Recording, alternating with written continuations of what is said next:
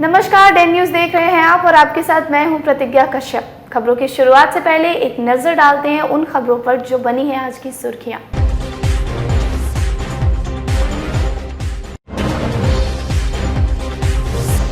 विधानसभा में मुख्यमंत्री पर अमर्यादित टिप्पणी करने से जदयू नेताओं का तेजस्वी यादव पर भड़का आक्रोश, फूका पुतला, माफी नहीं मांगने पर आंदोलन चलाने की दी चेतावनी।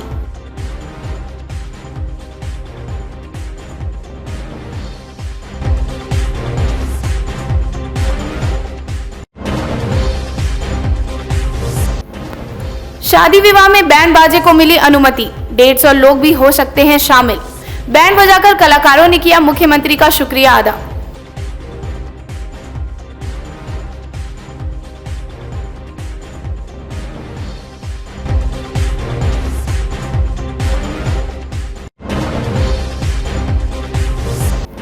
और कार्तिक पूर्णिमा पर नदी और पोखरों घाटों के किनारे दीप जलाकर मनाई गई देव दीपावली।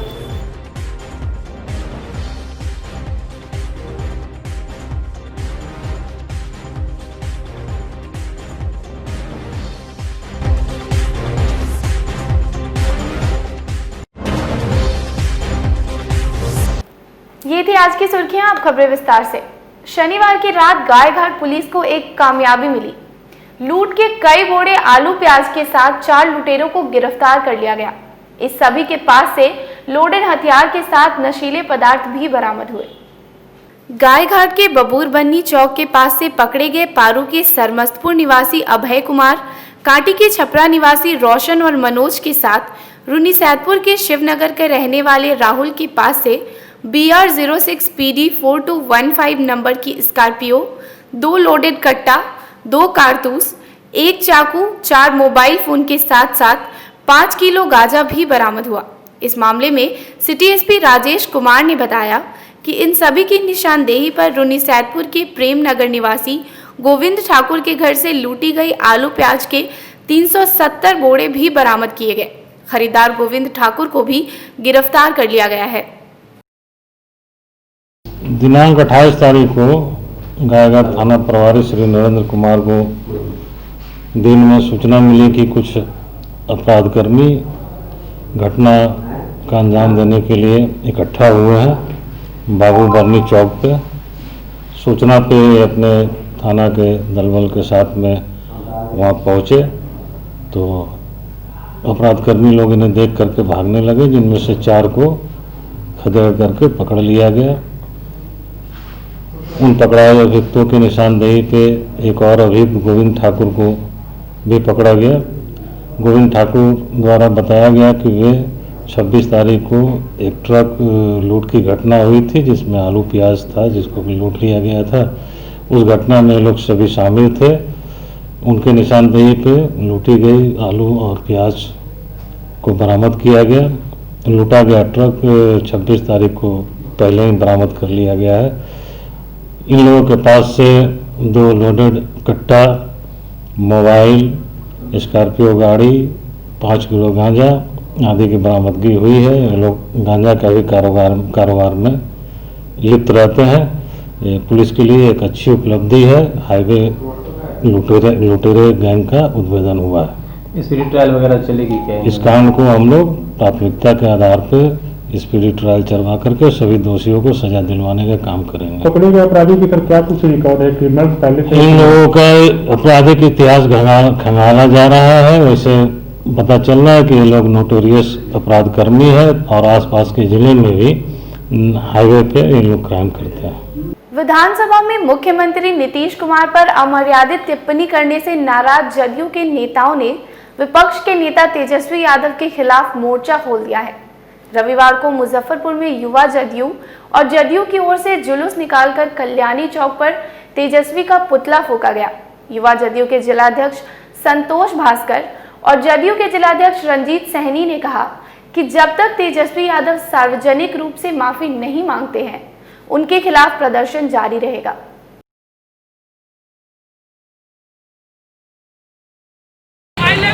विधानसभा में अभी जो सत्र चल रहा था जिसमें प्रतिपक्ष के नेता तेजस्वी यादव ने जो अमर्यादित भाषा का प्रयोग माननीय नेता नीतीश कुमार जी के बारे में जो किया है, इसके लिए उन्हें माफ़ी मांगना चाहिए। और बहुत ही शर्म की बात है कि एक विकास पुरुष के बारे में इस तरह का असभ्य शब्द के साथ है और विधानसभा में इस्तेमाल करना ये बहुत ही शर्मनाक बात है और इस तरह के प्रतिपक्ष नेता को नहीं बोलना चाहिए।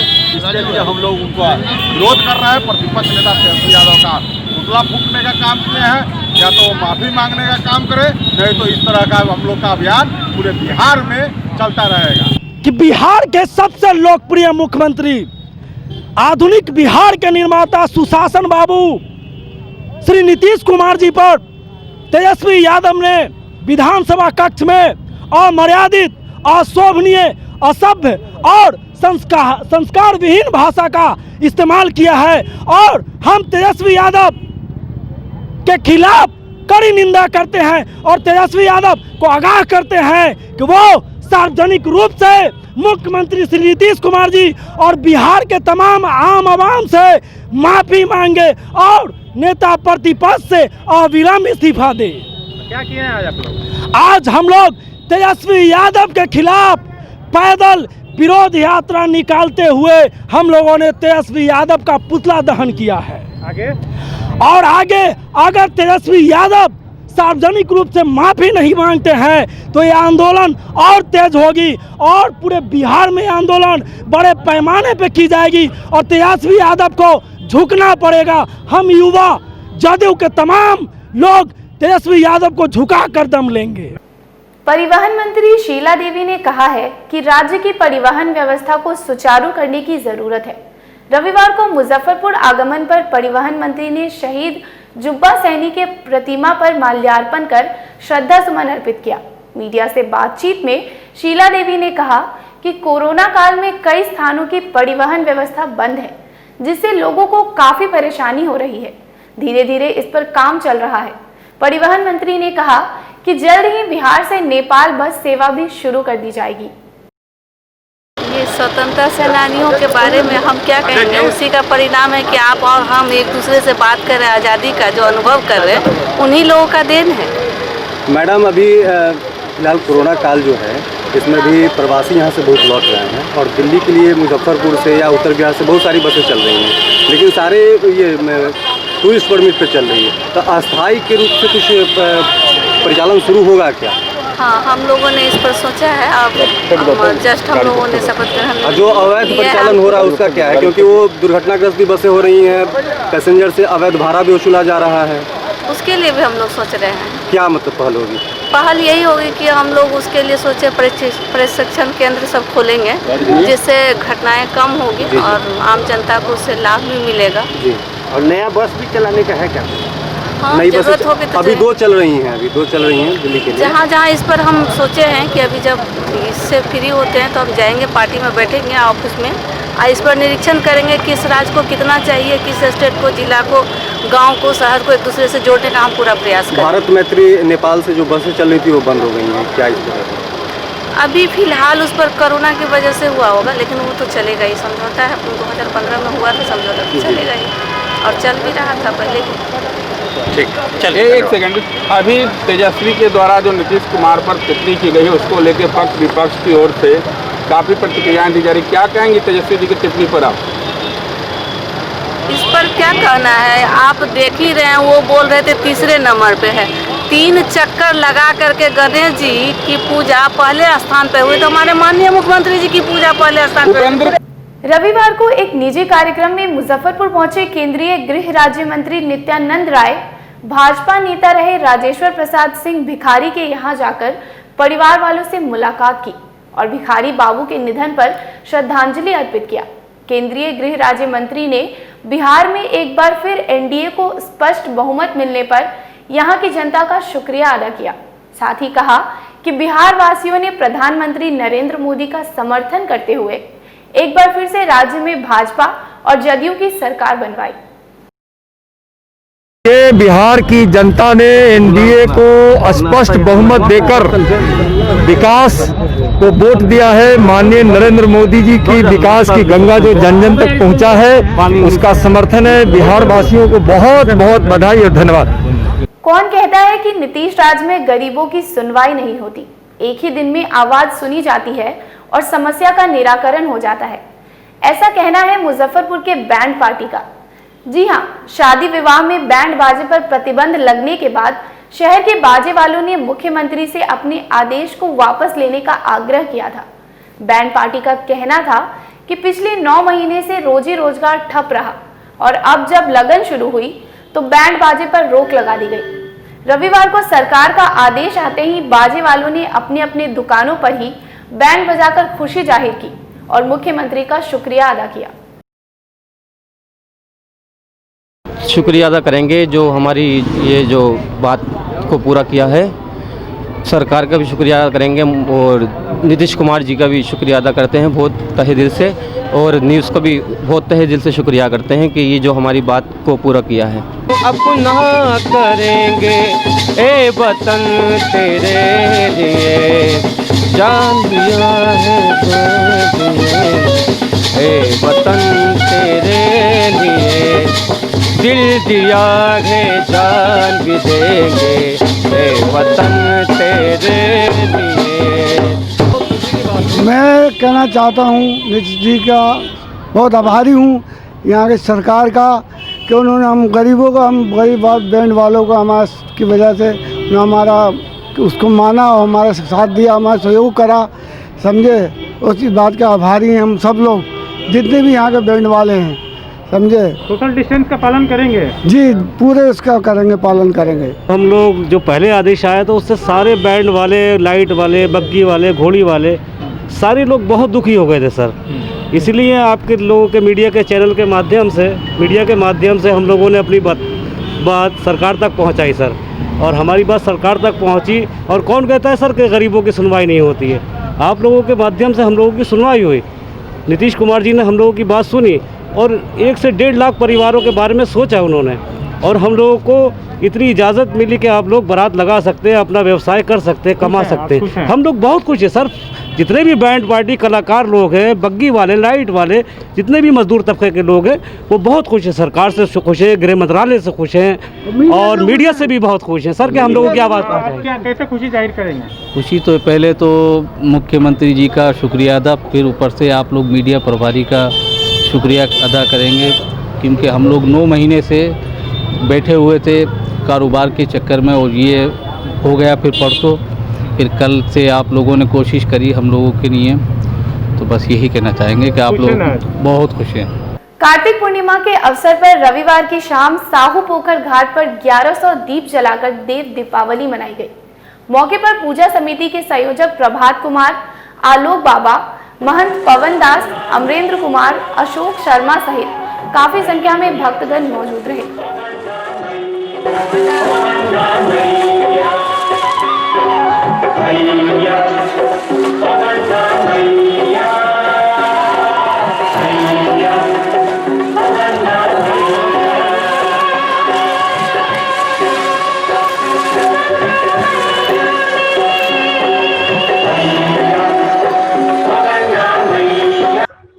कार्तिक पूर्णिमा के अवसर पर साहू पोखर पर देव दीपावली और हर माह के होने वाले पूर्णिमा को लेकर पूर्णिमा की आरती की गई। विधि विधान से मां गंगा की पूजा अर्चना की गई, उसके बाद आरती की गई, प्रसाद का भोग लगाया गया। और आप देख सकते हैं कि किस प्रकार से श्रद्धालुओं में हर्ष है कि कार्तिक पूर्णिमा और गंगा पूर्णिमा, एक तरह से इसको मान लीजिए कि ऐसा लग रहा है कि जैसे हर घर में आज पर्व त्यौहार है, मोहल्ले के हर घर से लोग निकल कर आए हैं और इस दिन को हम आज देव दीपावली, देवताओं की दीपावली के रूप में मना रहे हैं। एक समान शिक्षा नीति लागू करने, मल्लाह जाति को अनुसूचित जाति में शामिल करने सहित 5 सूत्री मांगों को लेकर रविवार को मूल निवासी जागरण मंच की ओर से समाहरणालय में अनशन किया गया। मौके पर मंच के संयोजक संजय कुमार सहनी सहित कई लोग मौजूद रहे। आज 1 दिवसीय अनशन कार्यक्रम रखा गया है। 5 सूत्री हमारी मांग है। पहला मांग है ओबीसी की जाति आधारित जनगणना कराना, दूसरी मांग है बैलेट पेपर के द्वारा चुनाव कराना, तीसरी मांग है मल्लाह जाति को अनुसूचित जाति में शामिल कराना, चौथा है एक समान शिक्षा नीति लागू करवाना और 5वां मांग है सभी नागरिकों के लिए अनिवार्य रोजगार लागू कराना, ये हमारी मुख्य मांगे हैं। उसके लिए आज हम लोग एक दिवसीय धरना स्थल पर बैठे हुए हैं। अगर आपकी मांगे नहीं मानी जाती तो आगे क्या कर रही हैं? आज के दिन हम ये प्रण लेते हैं कि जब तक हमारी मांगे नहीं मांगी जाएगी तब तक प्रत्येक रविवार को पूरे मुजफ्फरपुर के हर एक प्रखंड में, उसके बाद हर एक पंचायत में, उसके बाद हर एक गांव में, उसके बाद पूरे बिहार में और पूरे देश के हर एक प्रखंडों में और पंचायतों में ये कार्यक्रम, मेरा एक दिन का अनशन का कार्यक्रम लगातार चलता रहेगा। एनसीसी डे के मौके पर रविवार को नीतीश्वर कॉलेज में आयोजित कार्यक्रम में अधिकारियों ने एनसीसी की भूमिका पर प्रकाश डाला। कार्यक्रम की शुरुआत दीप प्रज्वलित कर की गई। मौके पर कॉलेज के प्राचार्य डॉक्टर मनोज कुमार, एनसीसी के अधिकारी डॉक्टर एसपी सिंह सहित कई अन्य गणमान्य और एनसीसी कैंडिडेट्स मौजूद रहे। मौजूद अतिथियों ने केक भी काटा। कार्यक्रम को सफल बनाने में डॉक्टर सरिता, डॉक्टर नीतू सिंह, डॉक्टर सौम्य सरकार, राहुल कुमार और सीनियर कैंडिडेट ललन कुमार की महत्वपूर्ण भूमिका रही। 29 नवंबर है। अमूमन हमेशा की तरह आज नीतीश्वर महाविद्यालय में एनसीसी डे जो आखिरी रविवार को नवंबर महीने भी मनाई जाती है। आज के दिन बच्चों का प्रोग्राम होता है जिसमें हम लोगों ने अभी 2 दिन पहले ही 3 दिन पहले हम लोगों ने संविधान दिवस मनाया। और आज के उपलक्ष्य में सभी बच्चों से, जैसा कि एनसीसी का हमेशा से रहा यूनिटी एंड डिसिप्लिन एक बहुत बड़ा विंग होता है किसी भी इंस्टीट्यूशन का, और हम यही संदेश देना चाहते हैं समाज को। अभी आप लोगों ने आजकल में देखा होगा कि हमारे बच्चे लोग पल्स पोलियो अभियान में जगह जगह खड़े होकर बच्चों को ड्रॉप पिला रहे हैं। एनसीसी की यही सेवा है, देश की सेवा करनी है, समाज की सेवा करनी है, संस्था की सेवा करनी है, ताकि देश समाज उज्जवल हो। अखाड़ा घाट रोड के यूबी टावर के पास रविवार को अखिल नोनिया संयुक्त संघ एएनएसएस के मुजफ्फरपुर जिला कार्यालय का उद्घाटन हुआ। इस दौरान उपस्थित संघ के राष्ट्रीय महासचिव कमलेश चौहान ने कहा, वर्षों की लंबित एसटी की सुविधा लागू करने के लिए बहुत जल्द अगला कदम उठाया जाएगा। उन्होंने कहा कि अब सुविधा लेने में देर नहीं होगी। मौके पर वंश वैज्ञानिक शिव वचन प्रसाद, राष्ट्रीय कार्यकारी अध्यक्ष ब्रिजेश महतो, जिला अध्यक्ष शंभू महतो, जिला प्रभारी उमेश कुमार, जिला महासचिव संतोष कुमार, कोषाध्यक्ष अवधेश प्रसाद, राष्ट्रीय प्रभारी ललन कुमार, अजय महतो, बिन्ना महतो, जय किसान चौहान, रामसूरत चौधरी, जगन्नाथ महतो, कृष्णानंद कुमार सहित कई अन्य लोग उपस्थित रहे। हमारे मुजफ्फरपुर ज़िला में और मुजफ्फरपुर ज़िला के कार्यालय खुला है जिसमें शंभू महतो जी का बहुत बड़ी देन है, जिस कारण क्योंकि संगठन चलाने के लिए सबसे पहले हमारा कार्यालय की जरूरत था, जो कार्यालय हो गया। अब हम लोग का मेन उद्देश्य था एसटी के लिए, तो हम लोग का 1956 से एसटी में हम लोग शामिल है और सुविधा नहीं मिल रहा है। तो सुविधा के लिए हम लोग इस पर कुछ शिवचन जी जो आए हैं उनसे कुछ डॉक्यूमेंट लेंगे, उसके बाद उनका लड़ाई, क्योंकि डेट भी ओवर हो गया उनका, तो हम लोग लेके वो लड़ाई को आगे चलेंगे। और जो हम लोग आगे जो हमारे बिहार के उप मुख्यमंत्री रेणु देवी बनी है, उनका स्वागत समारोह हम लोग सोच रहे हैं कि कराने के लिए उस पर हम लोग सहमति बनेगा आज, और सहमति बनने के बाद बहुत जल्द ही जवाहरलाल नेहरू स्टेडियम में हम लोग स्वागत समारोह करने वाले हैं। हमारा नाम हुआ शंभू महतो और एनएसएस के जिला अध्यक्ष मुजफ्फरपुर है, और हमारा ये कार्यालय खुलने का मकसद है कि हमारे समाज में जो भी दबे कुचले लोग जो बाहर से आते हैं, जिनको रहने का ठौर ठिकाना नहीं है, हमारा मकसद ही एनएसएस का ये मकसद ही यही है कि दबे कुचले अपने समाज के लोगों को के साथ में लेके चलना। और ये कार्यालय खुलने का हमारा जो भी ऐसे कोई भी प्रॉब्लम हमारे गली मोहल्ले समाज में अगर आती है तो एनएसएस के द्वारा हम लोग बैठ के एक दूसरे का रास्ता सॉल्व कर सकते। इसी के साथ आज की खबरों का सिलसिला यहीं पर होता है समाप्त। कल फिर मिलेंगे कुछ नई खबरों के साथ। तब तक के लिए डे न्यूज़ परिवार को दीजिए इजाजत। नमस्कार।